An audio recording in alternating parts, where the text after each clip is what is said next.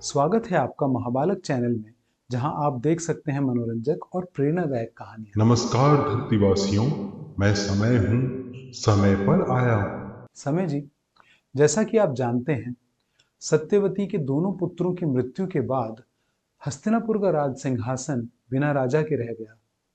घबराहट में सत्यवती भीष्म के पास गई और उनसे निवेदन किया कि वे अपनी प्रतिज्ञा तोड़ दें। सत्यवती ने काफी जोर डाला मगर भीष्म नहीं माने। तब सत्यवती को ध्यान आया कि शांतनु से उनका विवाह होने से पहले उनका एक पुत्र था, कृष्ण द्वैपायन नाम का।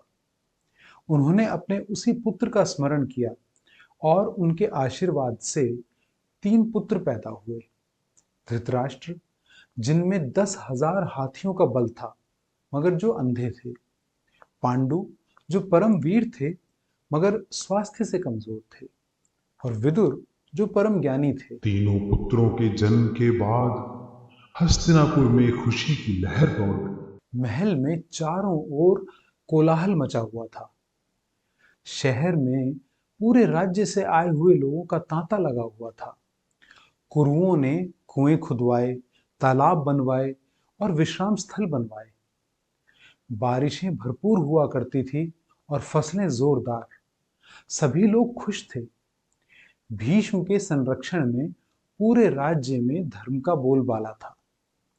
भीष्म ने तीनों राजकुमारों का लालन पालन इस तरह किया मानो वे उनके अपने पुत्र हों। उन्हें नीति का ज्ञान दिया गया, उन्हें धर्मशास्त्र सिखाए गए, उन्हें कसरत करना व युद्ध कला भी सिखाई गई। धनुष और बाण से कैसे युद्ध करें, गदा से कैसे युद्ध करें और तलवार व ढाल से कैसे युद्ध करें।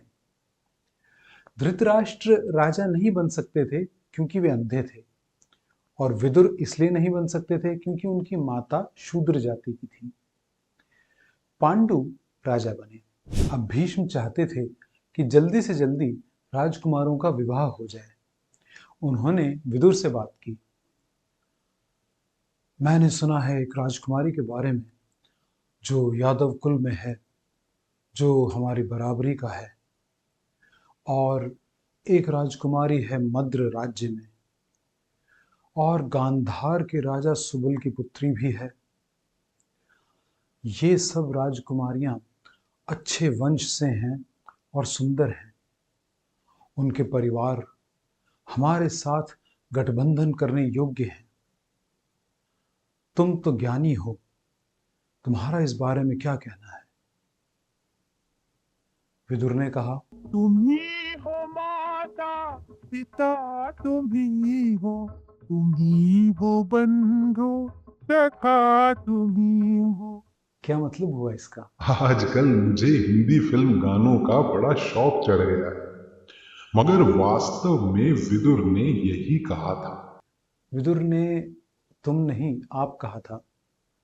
आप ही माता हैं, आप ही पिता हैं, और आप ही हमारे गुरु हैं। तो आप ही निश्चय करें कि हमारे लिए क्या सही है। भीष्म ने धृतराष्ट्र के विवाह का प्रस्ताव भिजवाया गांधार के राजा सुबल के पास। पहले पहल सुबल थोड़ा हिचकिचाए, क्योंकि धृतराष्ट्र अंधा था और उसे कभी राज्य मिलने वाला नहीं था। परंतु कुरुओं का प्रस्ताव कौन ठुकरा सकता था। जब राजकुमारी गांधारी को इस विवाह प्रस्ताव का पता चला तो उसने एक कपड़ा लेकर अपनी आंखों पर पट्टी बांध ली, ताकि वे अपने होने वाले पति से अधिक कुछ भी अनुभव ना कर सकें। एक श्रेष्ठ महिला जिसका जीवन सदैव दुखद रहा। गांधार के राजकुमार शकुनी अपनी बहन गांधारी को धन और दौलत के साथ लेकर हस्तिनापुर आ गए और कुरुओं के सामने पेश कर दिया। भीष्म द्वारा सम्मानित किए जाने के बाद वह गंधार वापस चला गया था। मगर शकुनी क्या हस्तिनापुर में रुक नहीं गए थे? शादी के तुरंत बाद नहीं, वह बाद में वापस आया। समय जी, आपने तो सब कुछ देखा है। मैं आपसे कुछ पूछना चाहता हूँ। हमने ऐसी कहानियां सुनी हैं कि धृतराष्ट्र ने राजा सुबल और उनके 100 पुत्रों को जेल में डाल दिया था और उन्हें खाने के लिए केवल एक मुट्ठी भर चावल दिया करते थे। जो कि उन सभी के लिए बहुत ही कम था। तो उन सब ने सोचा कि इस तरह तो हम सभी मारे जाएंगे भूख के मारे। तो हम में से जो सबसे अधिक चतुर और शक्तिशाली है, यानी शकुनी, वह जिंदा रहे। तो वे सब अपना चावल शकुनी को दे दिया करते थे और एक एक करके भूख से उन सबकी मृत्यु हो गई, केवल शकुनी बचा। और जब शकुनी को जेल से छोड़ा गया तो वह हस्तिनापुर में ही रुक गया और उसने अपना बदला लेने के लिए कौरवों और पांडवों के बीच ऐसी फूट डाली कि कुरु वंश का संपूर्ण विनाश ही कर दिया। ऐसा कुछ भी नहीं हुआ। तुमने यह सब कहाँ पढ़ा? व्हाट्सएप। यदुवंश के मुखिया का नाम था शूरा, जो वसुदेव के पिता थे। उनकी पुत्री का नाम था पृथा। शूरा ने अपने पिता की बहन के पुत्र कुंती भोज से वादा किया था कि वे अपनी पहली संतान उन्हें दे देंगे, क्योंकि उनकी अपनी कोई संतान नहीं थी।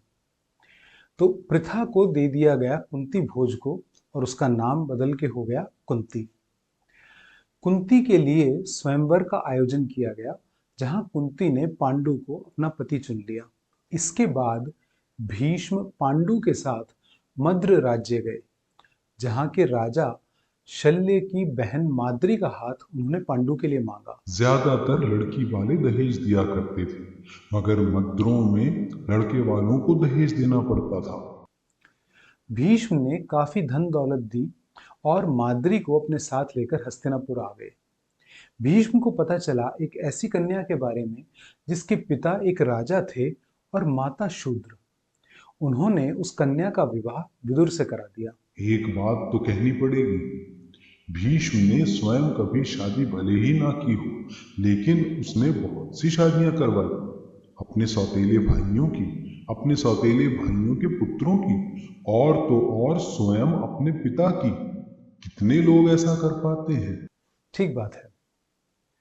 अगर इस चैनल के वीडियोस आपको अच्छे लग रहे हों तो आप इसे लाइक, शेयर और सब्सक्राइब कर सकते हैं। इन वीडियोस को बनाने में काफ़ी मेहनत लगती है और पसीना भी, जैसा आप में से कुछ लोगों ने पिछले वीडियो में नोटिस किया, जो उस समय शूट किया गया था जब बिजली नहीं थी और गर्मी काफ़ी थी। क्या इसी वजह से आज तुमने कुछ नहीं पहना? क्या मतलब? मैंने ये कुर्ता पहना हुआ है। मैं जो कहना चाहता हूँ इस गाने के द्वारा कहूँ।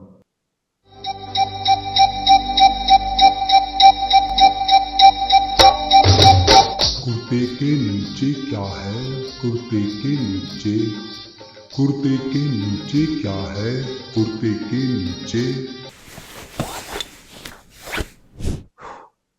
यहाँ थोड़ा सैटेलाइट का प्रॉब्लम हो गया था, पर आप लोग चिंता मत कीजिए, सब कुछ कंट्रोल में है। मेरे पास ये छतरी है।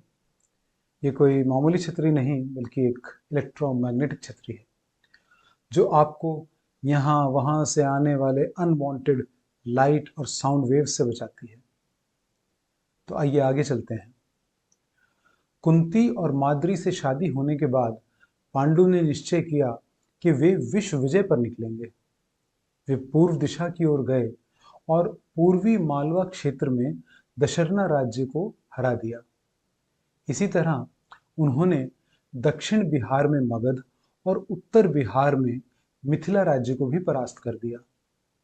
इसके अलावा उन्होंने काशी और बंगाल के राज्यों को भी अपने अधीन कर लिया। सभी राजाओं को हराने और उनसे धन संपत्ति जीतने के बाद पांडु एक विजयी योद्धा की भांति हस्तिनापुर वापस आए।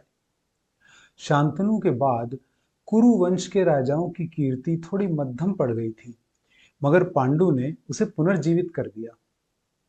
पांडु ने युद्ध में जीते हुए धन संपत्ति भीष्म, धृतराष्ट्र, विदुर, अपनी दोनों माताओं और सत्यवती को अर्पित कर दिए। उस धन संपत्ति से धृतराष्ट्र ने अनेकों यज्ञ और दान दक्षिणा की। हस्तिनापुर वापस आने के बाद पांडु ज्यादा दिन आराम से वहां बैठे रह ना सके। उन्होंने जंगलों में जाने का निश्चय कर लिया और उनकी पत्नियां कुंती व माद्री भी उनके साथ गए। जंगल में जाने के बाद पांडु दिन रात शिकार खेलने में लगे रहते। एक दिन शिकार खेलते हुए उन्होंने एक हिरण को तीर मारा। दुर्भाग्य से वह हिरण असल में हिरण के रूप में एक ऋषि थे। मरने से पहले उन ऋषि ने पांडु को एक ऐसा श्राप दे दिया जिसकी वजह से पांडु की शीघ्र मृत्यु लगभग निश्चित ही थी।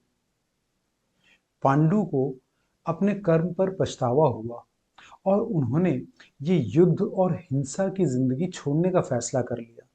उन्होंने ये ठान लिया कि वे एक ऋषि बन जाएंगे और मोक्ष की प्राप्ति के लिए चेष्टा करेंगे। उनकी पत्नी कुंती और माद्री ने भी उनके साथ रहने का निश्चय कर लिया। उन्होंने अपना सारा धन और अपनी सारी संपत्ति ब्राह्मणों को दान कर दी और उनसे कहा कि धृतराष्ट्र को जाकर ये कह दें कि पांडु हमेशा के लिए वन चले गए।